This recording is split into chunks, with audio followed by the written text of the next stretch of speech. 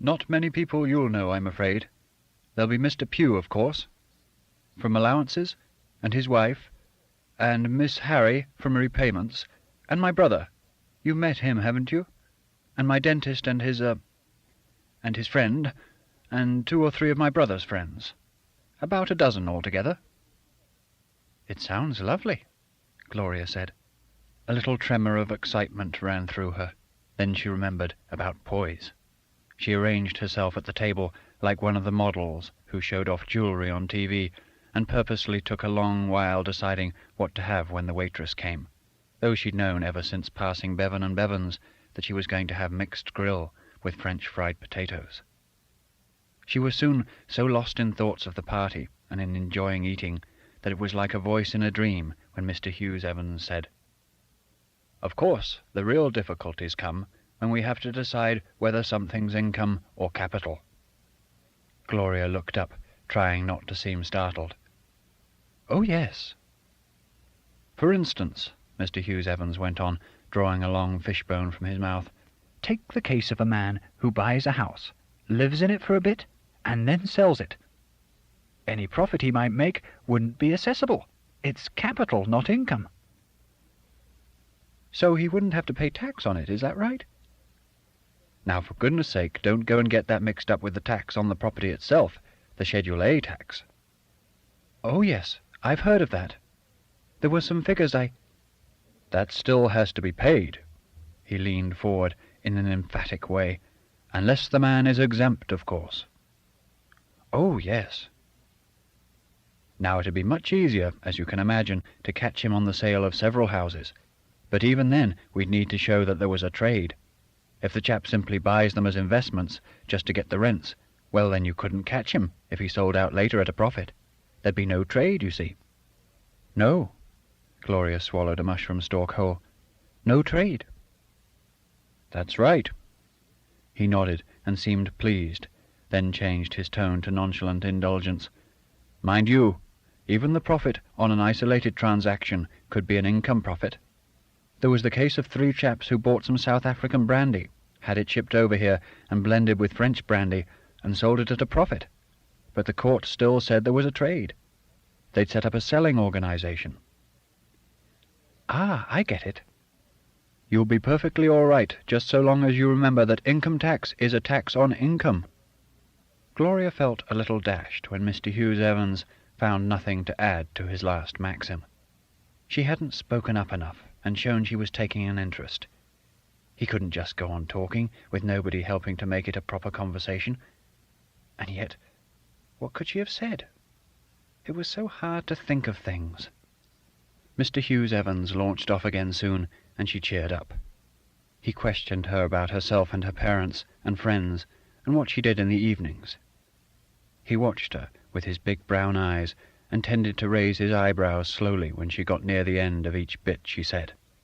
Then, before asking his next question, he'd let his eyes go vacant and drop his jaw without opening his mouth at all, and nod slightly, as if each reply of hers was tying up, rather disturbingly, with some fantastic theory about her he'd originally made up for fun, that she was a communist spy, say, or a goblin in human form.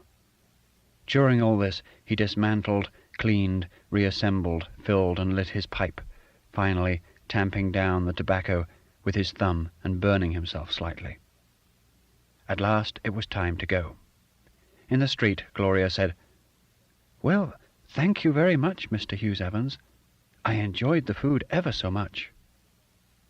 But he wasn't listening. He was rubbing his chin hard with some of his fingers and beginning to say, "Shave. Got to have a shave before the party. That blade this morning." They boarded a bus and went a long way on it. Mr. Hughes Evans explained, quoting figures, that a taxi wasn't worthwhile and that he personally was damned if he was going to lay out all that cash on a car simply to make a splash and impress a few snobs. He paid the conductor with coins from a leather purse that did up with 2 poppers. This purse, Gloria thought, was somehow rather like the Macintosh hat and the string bag with the crisps. After doing up the purse and putting it safely away, Mr. Hughes Evans said that his digs, where the shave was going to happen, were quite near Mr. Pugh's house, which was where the party was going to happen. He added that this would give them just nice time. They got off the bus and walked for a few minutes. The rain had stopped and the sun was out. Gloria cheered up again and didn't notice at first when Mr. Hughes Evans suddenly stopped in the middle of the pavement. He was looking about in rather the same way as he'd done in the foyer of the Odeon. He said, "Funny, I could have sworn." "What's the matter, then?" "Can't seem to remember the right house. Ridiculous of me, isn't it? Just can't seem to remember at all." "Not your digs, it isn't, where you can't remember, is it?" "Well, yes, my digs. This is it. No, there's no TV aerial." "Never mind. What's the number?" "That's the silly part. I don't know the number." "Oh, but you must. However do you manage with letters and things? Come on, you must know. Try and think now." "No good. I've never known it." "What?" "Well, you see, the landlady's got one of those stamp things to stamp the address at the top of the note paper, and I always use that. And then when I get a letter I just see it's for me, and that's all I bother about, see?" He said most of this over his shoulder, in the intervals of trying to see through some lace curtains. Then he shook his head and walked on, only to bend forward slightly with hands on knees, like a swimmer waiting for the starting pistol, and stare at a photograph of a terrier which someone had arranged, thoughtfully turned outward, on a window-sill. "The number's got a 3 in it, I do know that," he said then. "At least I think so." "How do you manage as a rule?" "I know the house, you see." Mr. Hughes Evans now entered a front garden and put his eye to a gap in the curtains. Quite soon a man in shirt-sleeves holding a newspaper twitched the curtain aside and stood looking at him. He was a big man with hair growing up round the base of his neck, and you could guess that he worked at some job where strength was important. Mr. Hughes Evans came out of the garden, latching its gate behind him. "I don't think that's the one," he said. "Come on, why not just knock somewhere and ask?" "Can't do that. They'd think I was balmy." Eventually Mr. Hughes Evans recognized his house by its bright red door. 87, he murmured, studying the number as he went in. "I must remember that." Gloria sat in the sitting-room, which had more books in it than she'd ever seen in a private house before, and looked at the book Mr. Hughes Evans had dropped into her lap before going up to have his shave. It was called Income Taxes in the Commonwealth, and he'd said it would probably interest her. She found it didn't do that, and had gone to see if there were any interesting books in the bookcase when the door opened and an old lady looked in. She and Gloria stared at each other for about half a minute, and Gloria's cheeks felt hot again. The old lady's top lip had vertical furrows, and there was something distrustful about her. She gave a few grunts with a puff of breath at the beginning of each one, and went out.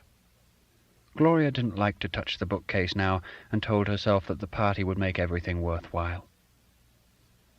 When Mr. Hughes Evans came back, he had a big red patch on his neck. "These razor-blade firms," he said bitterly, but made no objection when Gloria asked if she could go and wash her hands. He even came to the foot of the stairs to show her the right door. The liquid makeup looked fine. The mascara went on like distemper on a wall, and the earrings were just right now. She only hoped her white blouse and rust cocktail-length skirt, the only clothes she'd had that were at all evening, were evening enough. When she came out, the old lady was there, about 30 inches away. This time she gave more puffing grunts than before, and started giving them sooner. She was still giving them when Gloria went downstairs. But then Mr. Hughes Evans, as soon as he saw her, jumped up and said, "You look absolutely stunning, Gloria." So that part was worthwhile. After they'd left, what Gloria had been half expecting all along happened, though not in the way she'd half expected. It now appeared that they were much too early, and Mr. Hughes Evans took her into a park for a sit-down. Before long he said, "You know, Gloria, it means a lot to me, you coming out with me today." This was hard to answer, so she just nodded. "I think you're the prettiest girl I've ever been out with," Well, thank you very much, Mr. Hughes Evans. Won't you call me Waldo? I wish you would. Oh, no, I don't think I could, really. Why not? I don't think I know you well enough. He stared at her with the large brown eyes she'd often admired in the office, but which she now thought looked soft. Sadly, he said, "If only you knew what I feel about you, Gloria, and how much you mean to me. Funny, isn't it? I couldn't have guessed what you were going to do to me. Make me feel, I mean, when I first saw you." He lurched suddenly towards her, but drew back at the last minute. "If only you could feel for me just a tiny bit of what I feel for you. You've no idea what it would mean to me." An approach of this kind was new to Gloria, and it flustered her. If, instead of all this daft talk, Mr. Hughes Evans had tried to kiss her, she'd probably have let him, even in this dark place. She could have handled that. But all he'd done was make her feel foolish and awkward. Abruptly, she stood up. "I think we ought to be going." "Oh, not yet, please. Please don't be offended." "I'm not offended, honest." He got up too and stood in front of her. "I'd give anything in the world to think that you didn't think too hardly of me. I feel such a worm." "Now, you're not to talk so silly." When it was much too late, Mr. Hughes Evans did try to kiss her, saying as he did so, "Oh, my darling." Gloria sidestepped him. "I'm not your darling," she said, decisively. After that, neither spoke until they arrived at the house where the party was. Mr. Hughes Evans's daft talk, Gloria thought, was to be expected from the owner of that mackintosh hat, which he still wore. When Mr. Hughes Evans's brother caught sight of her, their eyes met for a long moment. It was because of him, she'd seen him once or twice when he called in at the office, that she'd accepted Mr. Hughes Evans's invitation.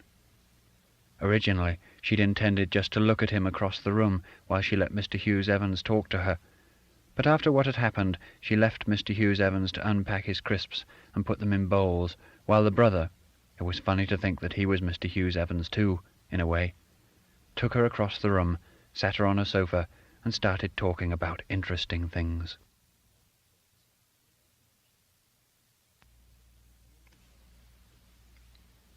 All the blood within me. That morning, Alec Mackenzie had been unable to eat even his usual small breakfast, so, when some minutes out of Euston, coffee and light refreshments were announced, he went along to the dining car. He felt that, in view of what lay ahead, he should have something inside him, however nasty it or the task of getting it down might prove. It was good, too, to quit the company of those sharing his compartment, a standard crew of secret agents for the bus companies, 2 sailors and a portable radio, an ever-toddling toddler, a man whose pipe whimpered and grumbled, an old woman with a hat who moved her lips as she read her library book and wet her fingers thoroughly before turning each page. The first person he saw on entering the dining car was Bob Anthony, wearing a suit that looked like woven vegetable soup and reading a newspaper with awful concentration. Alec found it hard not to dive back the way he had come, let alone stand his ground, but he knew that the two of them must have caught the train for the same reason and would have to meet sooner or later. Hoping only that it would be later, he did not resist when the steward put him in a chair facing Bob's, but at the opposite end of the car. For 24 hours now his brain had behaved as if some terminal had come loose, deactivating half of it and letting the rest work only at low efficiency. Perhaps this was what people meant when they talked about moving around in a trance. The half-rural landscape, wheeling past the window in average September sunshine, had a flat, pointless quality. Alec felt a slight amazement that things like keeping out of Bob's way for a few extra minutes should still matter to him, and again that he should find himself making his customary weak and futile appeal for a pot of tea instead of the donkey-coloured mixture now being served under the name of coffee. Habit persisted when other things broke down. He drank coffee and ate biscuits. The only look he had had at Bob had been quite enough to assure him that Bob's recent outbreak of affluence showed no sign of abating. Alec was well enough resigned to his own failure. Bowing uncomplainingly to the inevitable was part of his code, but he had no intention of ceasing to be indignant at Bob's luck. A long period of floundering round the legal profession had been halted by 2 deaths. The first of these, brought on by an alcoholic seizure occurring slightly ahead of expectation, had had the effect of hauling Bob up a notch or 2. The second, in which drink had played a more devious role as the agent of a fall downstairs, had made him virtual head of the firm, Bob having helped fate along, so to speak, by becoming friendly with the faller's widow. The depth of this friendship remained obscure, but it was certain that the second dead man's half-share in the business had passed under Bob's control and stayed there. An approaching disturbance, the sound of a hip striking the corner of a laden table, the clash of crockery on a tray abruptly snatched from collision, warned Alec that Bob was on his way to join him. He looked up and saw that, apart from some lateral distortion caused by the movement of the train, the old stooping gait was the same as ever, not in the least scholarly, the tread of someone closing in on bodily enjoyment or the means to buy some. "Hello, Mac," Bob said in his curt tone and fake genteel accent, then at once set about making people move so that he could sit where he wanted, opposite Alec.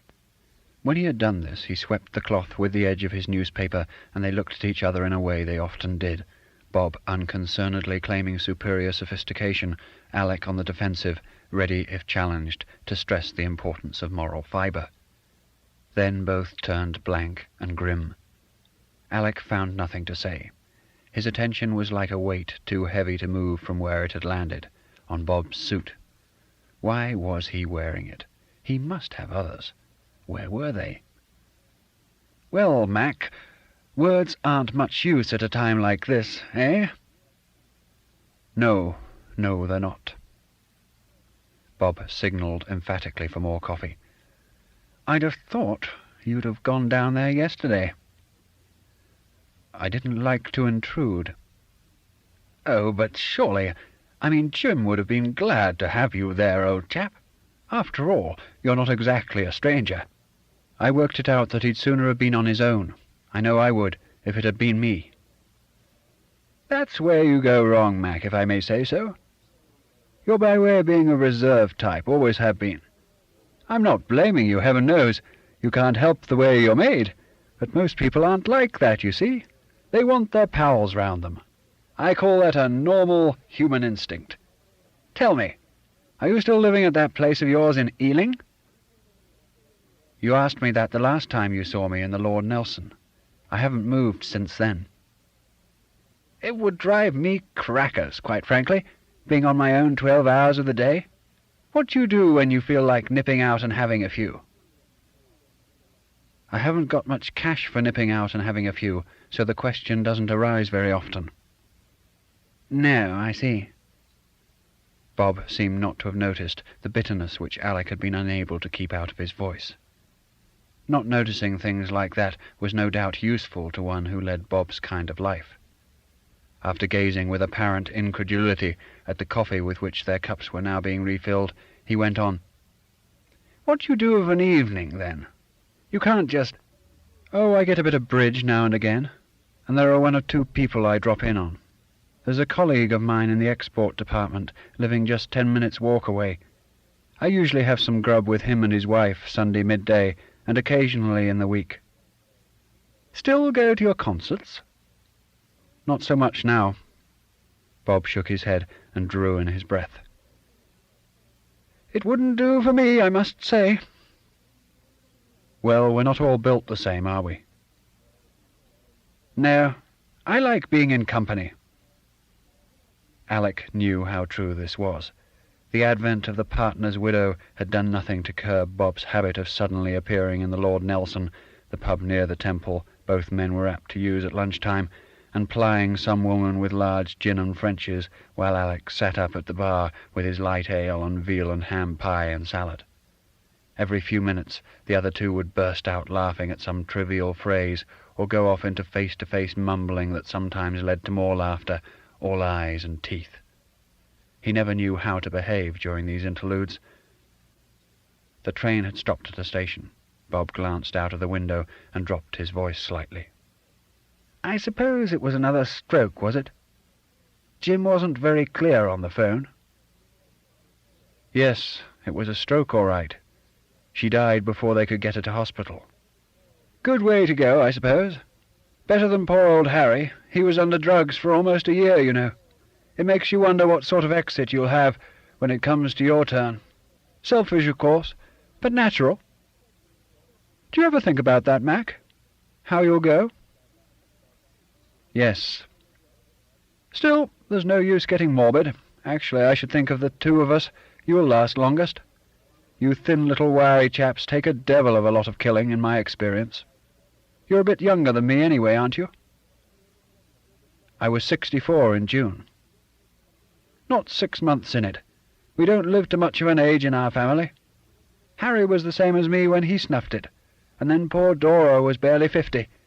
And now here's Betty, only 67. Well, I say only. That's not really old as things go nowadays, is it? Still, look at it another way, and it's a lot of years. You must have known her since, what, 32 or 3? I'm not sure of the date, but it was August Bank Holiday 1929. Here, that's pretty good card index work, Mac. Well, I'm blowed. How on earth do you remember it so exactly?" "It was the day of the mixed doubles tournament at that tennis club near Balham we all used to belong to." Alec began filling his pipe. "I got brought in to run the show at the last minute. Until the Friday I didn't see how there could be a show, and what with the teas to arrange and one thing and another, it'll be a long time before I forget that day, believe me." It turned out all right, did it?"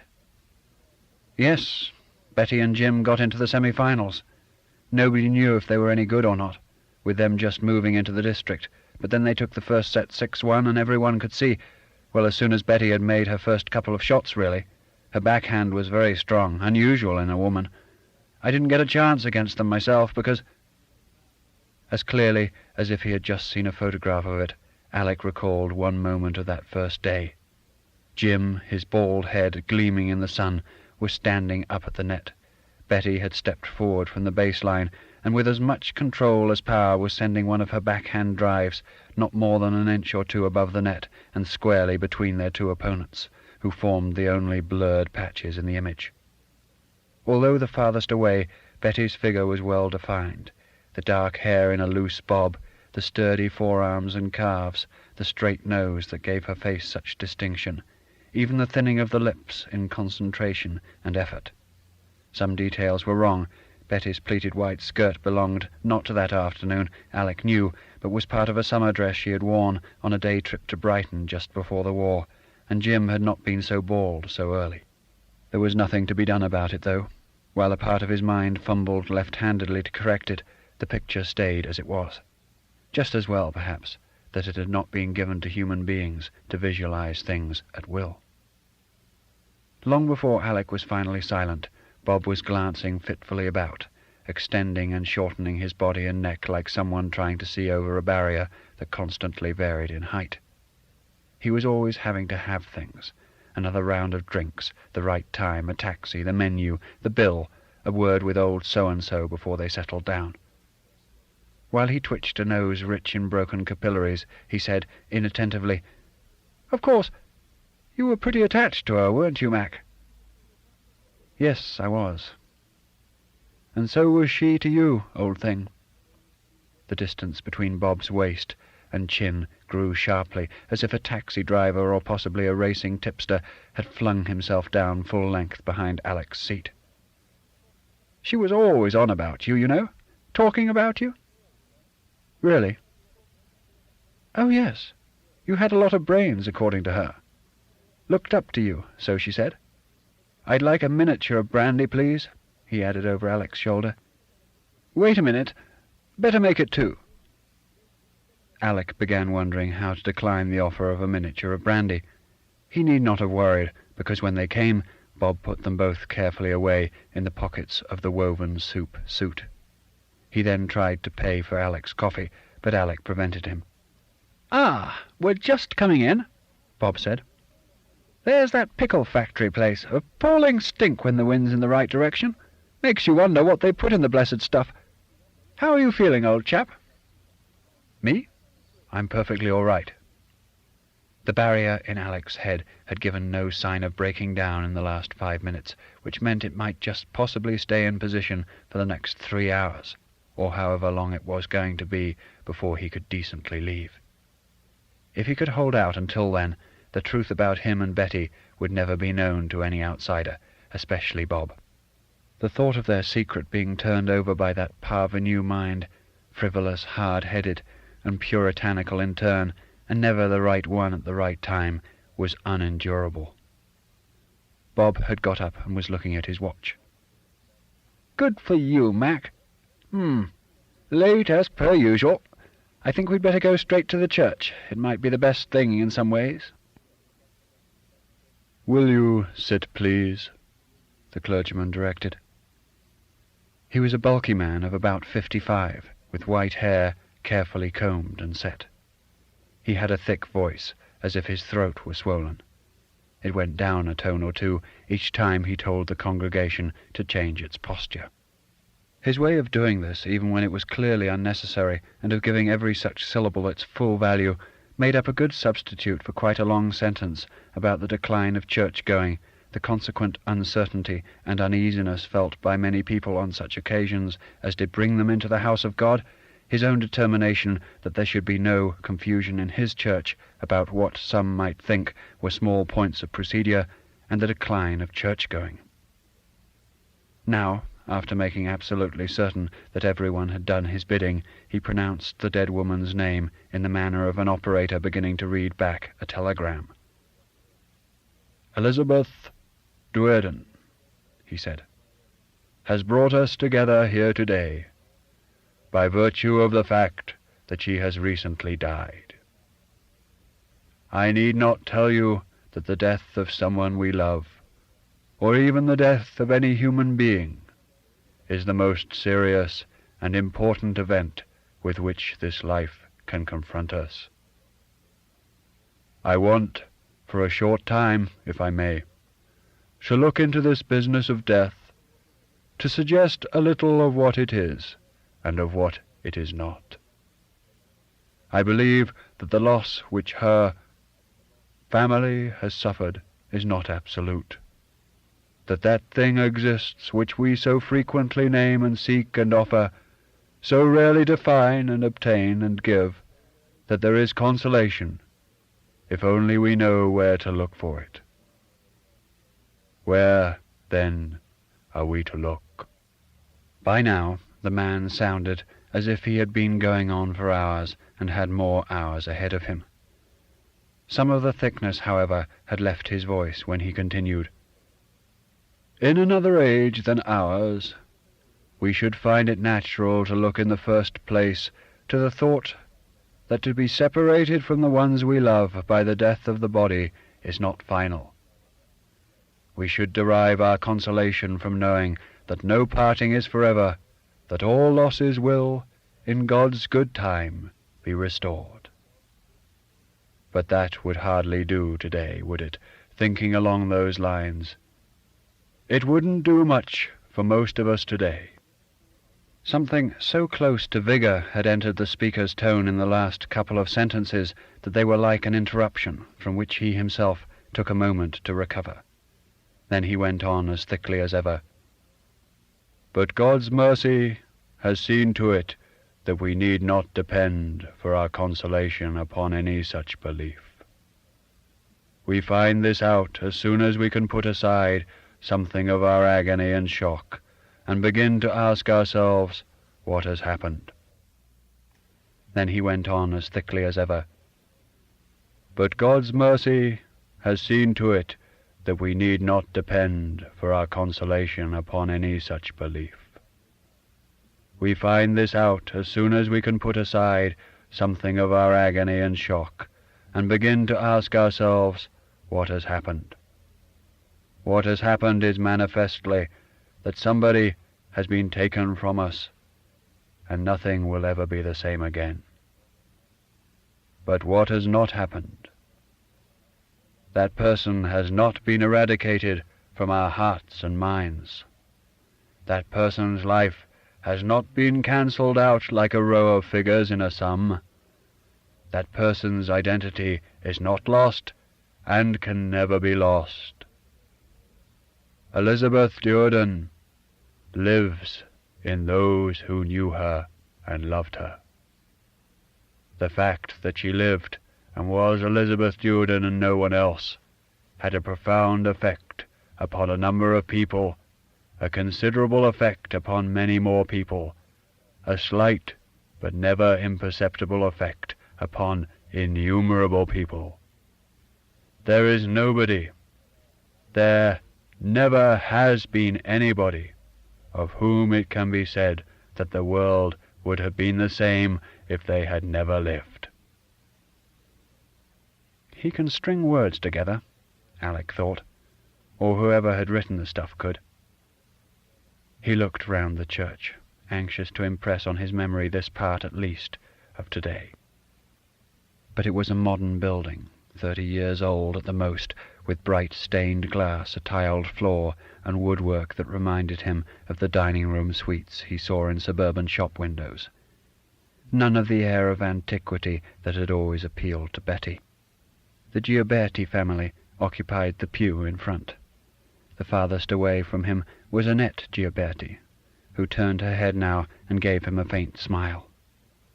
The bearer of this exotic name looked like a soberly but becomingly dressed English housewife in her middle 30s, which, as the daughter of Jim and Betty, was much what might have been expected of her.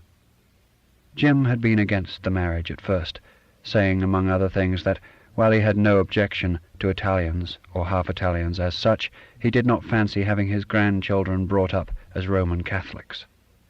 But Betty had soon laughed him out of that by asking him when he had last had anything to do with the Church of England, and had added that Frank Gioberti was a decent, hard-working lad who was obviously going to do everything in his power to make Annette happy. What more could they ask? Alec had never known Betty to err in her judgments of people, and in this case she had turned out to be almost too literally accurate. From what she told Alec, whose direct contacts with the Giobertis were rare, there was plenty of money around in that household, and no shortage of affection, especially if you counted the more obvious kind of show of it, expensive presents on anniversaries as well as birthdays, and bunches of flowers being delivered unexpectedly. But as regards the finer things of life, Alec always wanted to smile at this favourite phrase of Betty's, so characteristic of her in its naive sincerity. There was a complete gap.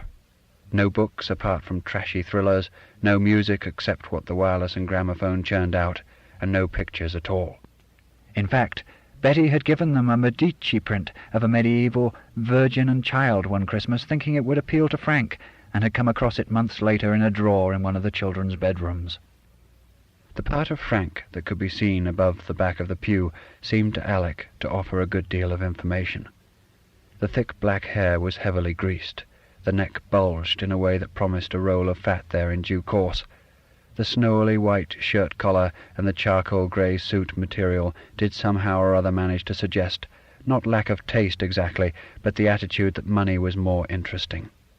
Still, one had to be tolerant. A man who owned however many laundries it was in the Deptford area could hardly be expected to have the time or the inclination to take up the French horn. It was only the children who might be the losers, especially since, in a materialistic age like the present one, the parent had a special responsibility for suggesting that there were some worthwhile things which nobody could be seen eating or drinking or smoking or wearing or driving or washing dishes in on TV commercials. And then people wondered why there was all this. Alec pulled himself physically upright in his seat. It was almost frightening the way the mind could so easily follow its well-worn tracks, even at times of unique stress. Habit again. Nature's protection. He turned cold at the thought that today might pass him by altogether, that he might in some way miss experiencing it or beginning to understand it. The most abject and revealing loss of composure would be better than that. He started doing what he could never have predicted, trying to feel. "A human being," the clergyman was saying, is the sum of many qualities, and it is from what we see of these that we form our ideas of what everything in life is, of what life itself is." No help there. Alec glanced over to the front pew across the aisle where Jim and Bob sat together. With the Giabertis, this was all the family there was. Jim's brother, who had emigrated to Canada getting on for 30 years ago, had not received Jim's cable or had not answered it, and it was now nearly 20 years, yes, 20 next April, since young Charlie, Annette's brother, had been killed in a motorcycle accident in Alexandria, 3 weeks after getting his commission in the Royal Armoured Corps. Well, he had been spared all this. Jim's face, half turned towards the clergyman, looked quite relaxed, and he had seemed so in the brief moment at the church door when Alec had just had time to grasp his hand and murmur a few words, though his movements and reactions had been a little slower than usual. It had been the same, Alec remembered, the night the telegram about Charlie arrived. He had got there in the small hours. He had left his digs within a minute of getting Jim's phone call, but the train had been held up by an air alert, to find Betty in a state of collapse, naturally, and Jim simply being Jim, only more so. Calm, solid, desperately hurt, but not defeated, saying little as always, showing a degree of strength that even Alec, who admired him more than any other man he had ever met, had not expected. Thank God that Jim at least was still here. Now that he was alone, Jim might well consider throwing in his lot with him, sharing some sort of household, even perhaps, Alec put this part of his thought aside for future reference, coming into the small glass merchandising firm of Keith Mackenzie and Company, in which Alec, upon his retirement next year, was planning to join his brother Ian. If that appealed to Jim, it would be a kind of continuation of the trio, the name Alec used in his own mind for the unit the Duerdens and he had comprised for over 30 years. And it would be a fine memorial to Betty. "And so to have lived in vain," Alec heard the clergyman say, "is inconceivable." Even the thickest and most preternaturally apathetic voices have a directional component, and Alec became half aware that this one was being beamed towards him. When a pause followed, he looked up and saw that the clergyman was indeed staring angrily into his face. After another second or two of ocular reprimand, the man spoke again. He was plainly drawing to a close, and now the hint of a new tone was heard, the detached disgust of a schoolmaster reading out to his class some shameful confidential document he has snatched from the hot hand of one of their number. "Whence do we derive our ideas of what is most precious and admirable and lovable in human nature? Not from any inborn knowledge, but from what we see in those around us. To know somebody, and even more to know them with love, is constantly to be made aware of what human nature is and can be. To have known somebody with love is to be permanently illuminated with the human capacity for tenderness, for generosity, for gaiety, for disregard of self, for courage, for forgiveness, for intelligence, for compassion, for loyalty, for humility, and nobody has ever lived who has been unable to offer his fellow creatures some one or other of these. And is this illumination an aspect of life, a side of life, a part of life? No, it is life itself, this learning what we are. And can death diminish that? No, death can do nothing with it. Death even throws it into prominence. Death is cheated, as death will always be cheated. Let us pray. Will you kneel, please?" Alec knelt and tried to pray, but could not decide what to pray to. The principle for good he sometimes thought of as existing above and beyond everything, and which he had expected, wrongly, to become more real to him as he grew older, seemed to involve a way of looking at things that included a belief in Betty's having a future, and he could not see how she could have any.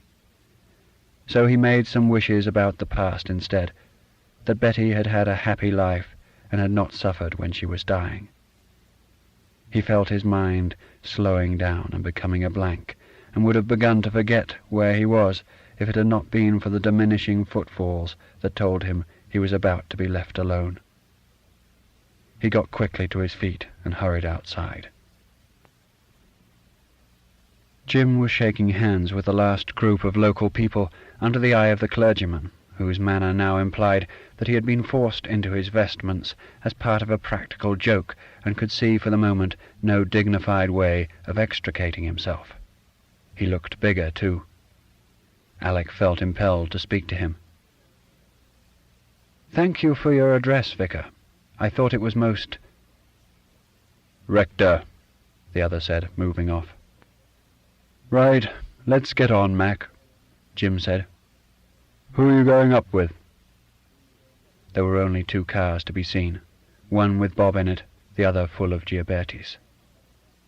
"Oh, don't worry about me," Alec said rather wildly. "I can walk.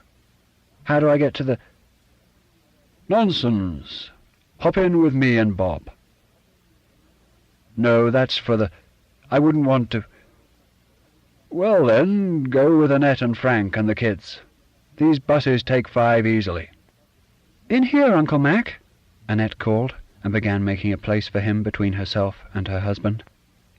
The 2 Giaberti girls occupied the folding seats. Sonia, a bespectacled, blonde child of 7 or 8 with, so far as could be made out, a perfectly spherical head, and Elizabeth, a somewhat darker 14-year-old with a figure which, Alec supposed, many grown women would envy. As they moved off, she asked, "Where did you leave the car, Pop?" Frank answered in his strong Cockney accent, "Outside that hotel, where we're going to have lunch. The King's Head or whatever it's called.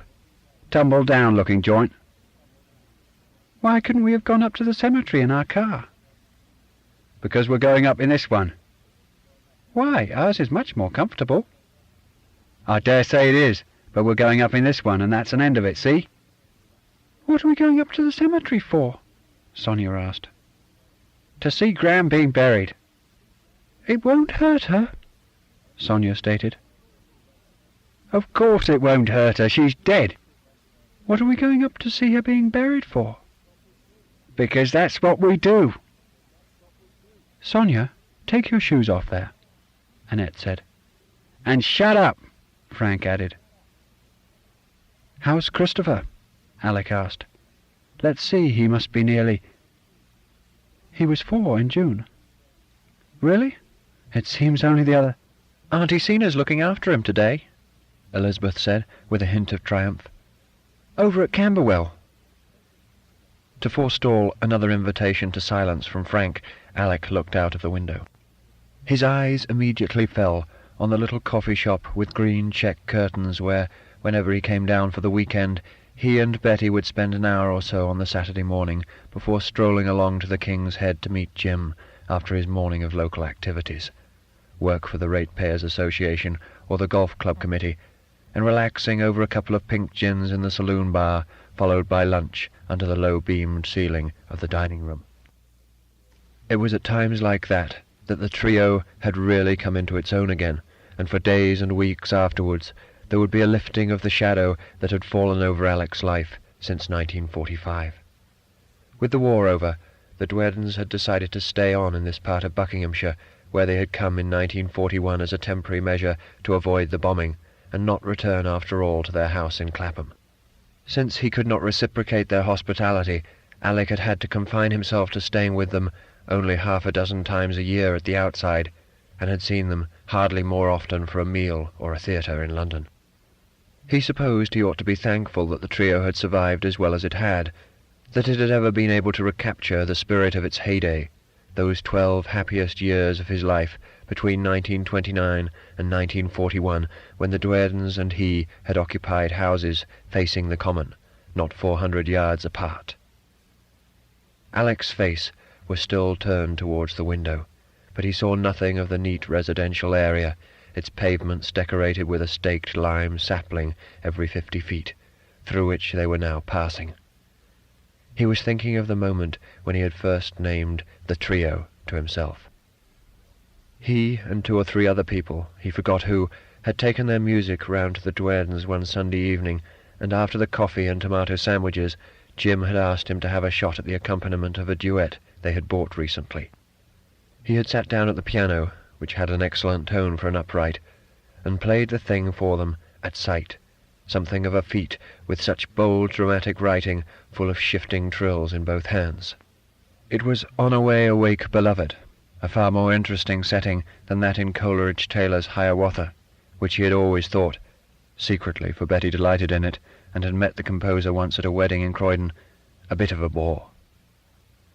Out of the corners of his eyes, Alec had been able to see both Betty and Jim as they sang, and when with his support the two voices swept into "Does not all the blood within me leap to meet thee, as the springs to meet the sunshine in the moon when nights are brightest?"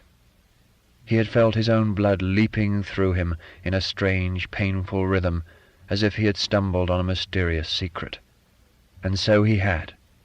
He had discovered that there could be a relationship between three people for which none of the ordinary words, friendship, love, understanding, intimacy, would quite do.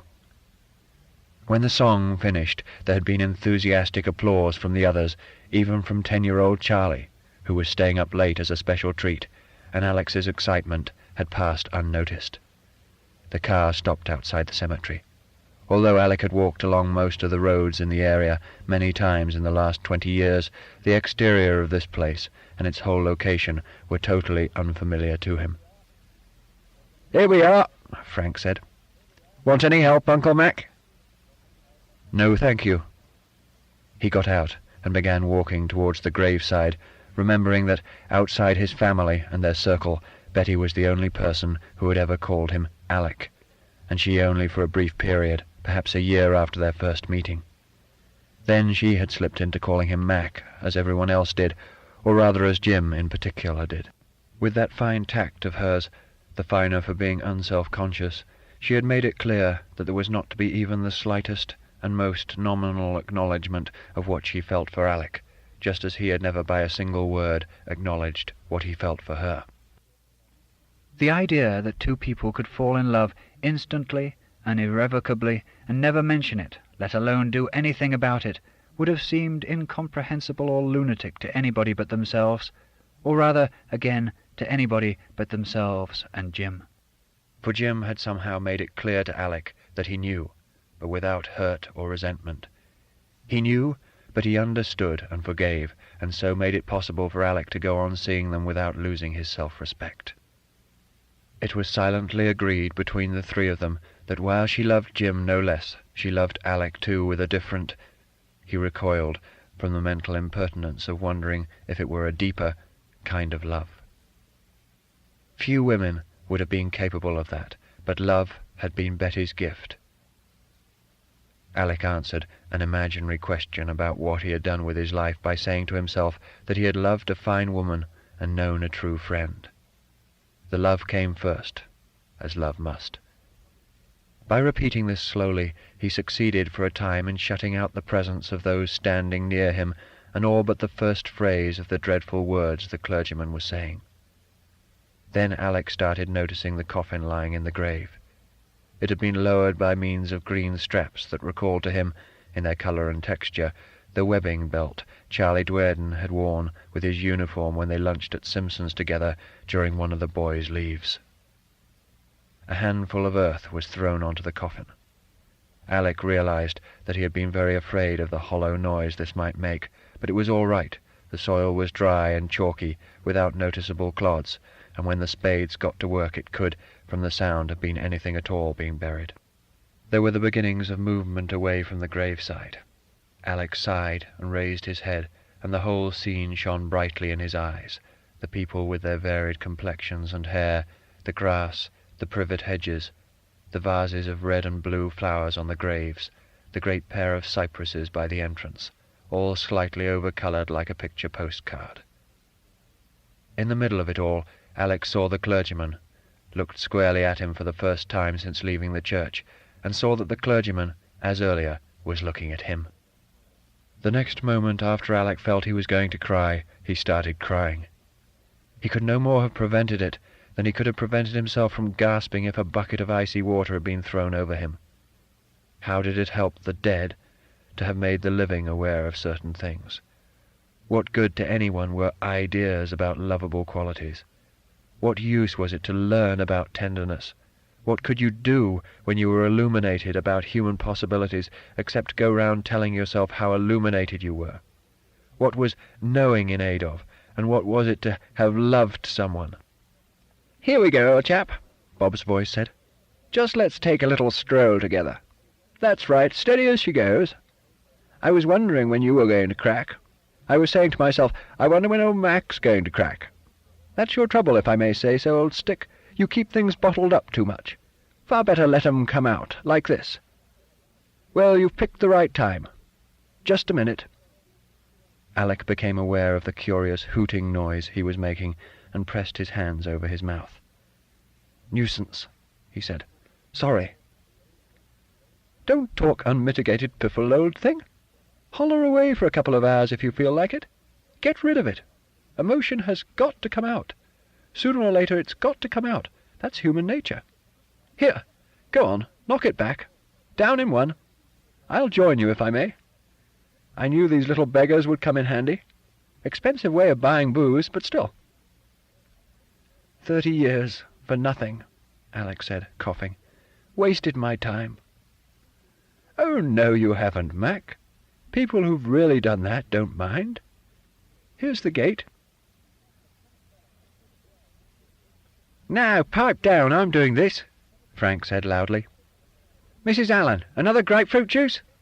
Sure you don't want anything stronger? Mrs. Holmes, what about you? Are you quite sure? Mrs. Higginbottom? Oh, that's more like it. Another for you, darling? Right. Now, Rector, large scotch. Bob, large brandy and soda. Mr. Wharton?" Mr. Walton, the undertaker, said he would have a pint of black and tan with Guinness and best bitter. A tall, vigorous young man in his middle 30s, he had the look of a woodcutter or hedger momentarily in town to get his implements sharpened. Part of this look derived from his heavy tan, which had been acquired, so he explained earlier, during a recent 5-week holiday on the Costa Brava. Alec found he could imagine Mr. Walton paying for an extra lavish seafood dinner with 1/6, say, of the profit on a moderately lavish funeral. The party, some 15 strong, was sitting or standing about in the lounge of the King's Head. Alec had been relieved at this choice of venue, thinking that the saloon bar at the side of the building would have been too full of associations. But a glance inside, soon after arrival, had shown him that, since his last visit here, the room had been so remodelled that he had been unable even to locate the nook by the vanished fireplace where he and Betty and Jim had drunk their pink gins not 5 Saturdays ago. All the horse brasses and sporting prints, the uneven dark woodwork and frosted glass panels that had given the bar its character had been swept away, and the new bright plastics made it bare and unwelcoming. Alec recognized this as part of a pattern of change. The things with which his life had been furnished, the tennis club, the Liberal Association and its strong social side keeping up with the new plays, music in the sense he understood it, even such numerically unimportant occasions as George V's funeral and George VI's coronation, were no longer there. The young waiter in the smart white jacket carried his tray over to where Alec was standing in silence with Jim. "I wanted to say how sorry I am, sir. We shall all miss Mrs. Dwayden coming in here. We all liked her very much." "Thank you, Fred. That's very nice of you. I think this is yours, Mac." Alec took the whisky and soda. He had asked Frank for a small one, but its quantity, combined with the darkness of its colour, suggested that it was not very small. This would be his 3rd double, not counting the brandy at the cemetery. Taking a hearty swallow, he tried for a moment to work out how much it was going to cost him to buy a round, then gave up. He could manage it, but it was a good job he had the foresight to cash that 3-quid cheque last night at his local. Much more important was the question of saying something meaningful to Jim, which he had not managed to do so far. He tried again. "I know this must seem like the end of everything, but it isn't really. You must believe that." Isn't it? Must I? I'm 70 years old, Mac. What am I supposed to start doing at my age? It's just a matter of waiting now. Well, of course, that's how it seems, but... No, that's how it is. Probably in a few months, I don't know. It'll look different again. But how? I just can't. You'll find so many things you want to do. Look, you're not going to waffle about developing new interests, are you? Spare me that. Did I tell you that part-time job of mine with those varnish and stain people packs up at Christmas? What do I take up then? Chess? There's bound to be something. Alec was disconcerted by the violence of Jim's tone and manner. He repressed an impulse to glance over his shoulder. Before he left, he would mention to his friend the possibility of their joining forces in London, but now was clearly not the time. "Oh yes, I'm sure," Jim said bitterly. "Wherever you look, there's something. Oh, are you off, Rector? Haven't you got time for another one?" "Unfortunately, not." The clergyman spoke with feeling so intense as to be unidentifiable. "I have to be getting along." "Well, you've been very kind, and I'm most grateful." Jim turned aside to say goodbye to one of the local couples. The clergyman looked at Alec. "Thank you for saying you liked my address," he said, blankly this time. "It's the one You're not family, are you?" "No, just a friend." "It's the one I use for those who have become members of my flock, retroactively, so to speak. A proportion that increases every year." "I see. It was you who—" The half-question hung in the air for a second or two, while what was arguably a smile modified parts of the clergyman's face. "Yes," he said. "Alone and unaided, I did it. But of course I was a much younger man then. Goodbye to you." Soon afterwards, they went into lunch. Just the family and Alec, 5 adults and 2 children. They sat at the round table in the window, well away from the alcove favoured by the trio. Another relief. Further, Alec considered, it looked as if he were going to get away with not having to go up to the house at all. He wanted never to see it again, marked throughout as it was by Betty's personality, apart from such details as the oversized TV set Frank had delivered on the Dwerdens' 40th wedding anniversary. Their waiter offered his condolences. Then the head waiter and the wine waiter. Frank caught the last named by the sleeve before he could move away and ordered another round of drinks and 2 bottles of hock off him. The manager came over and chatted for a couple of minutes. He was a new man and had not known the Dwerdens well, but without pushing himself forward, he spoke the language of decent feeling. "I had hoped to get to the church this morning," he said, "but I just couldn't, with the business circle lunch and a christening party out of the blue. But I was thinking about you." Before departing, he added, "Mrs. Dwerden will be missed all over the town. It won't be the same place without her." This moved Alec in a gentle, unagonizing way. Betty would never have wanted to be thought one of the important people in the district, but she had been a well-liked queen of her modest bits of castle. Such reflections occupied him for most of the meal, which soon began to acquire some sort of festive air.